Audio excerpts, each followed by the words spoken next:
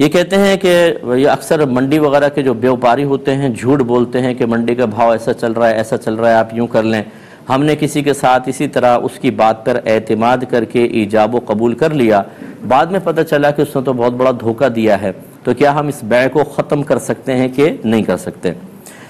دیکھیں، دھوکے کی تمام صورتوں کے اندر شریعت اجازت دیتی ہے کہ ہم بیع کو ختم کر سکتے ہیں، جیسے بیع مرابحہ اور بیع تولیہ کے اندر ہوتا ہے کہ بیع مرابحہ کے اندر ایسا ہوتا ہے کہ جو بیچنے والا ہوتا ہے وہ چیز کی اصل قیمت بتاتا ہے اور پھر بتاتا ہے کہ میں اس پہ اتنا پروفٹ رکھ رہا ہوں۔ جیسے میں کہوں کہ یہ پین میں نے 100 روپے کا خریدا اور میں آپ کو 102 روپے کا بیچ رہا ہوں، یہ بیع مرابحہ ہوتی ہے کہ اصل قیمت بتا کر اس پہ نفع کی مقدار متعین کرنا۔ اس میں آپ مجھ پر اعتماد کریں گے کہ یہ صحیح کہہ رہے ہوں گے کہ 100 روپے کا لیا 102 کا، اس میں بعد میں اگر آپ کو پتہ چلے کہ یہ 100 کا نہیں تھا بلکہ یہ تو 90 روپے کا لیا تھا اور جھوٹ بول کے میں نے 100 کہا ہے، تو یہ سودا آپ کینسل کر سکتے ہیں۔ اسی طرح تولیہ کے اندر ہوتا ہے جتنے کا لیا وہ قیمت بتا کر بغیر پروفٹ کے آگے بیچنا۔ جیسے میں کہوں یار 100 روپے کا پین پڑا ہے لے لو، تمہیں 100 روپے میں دے دیتا ہوں،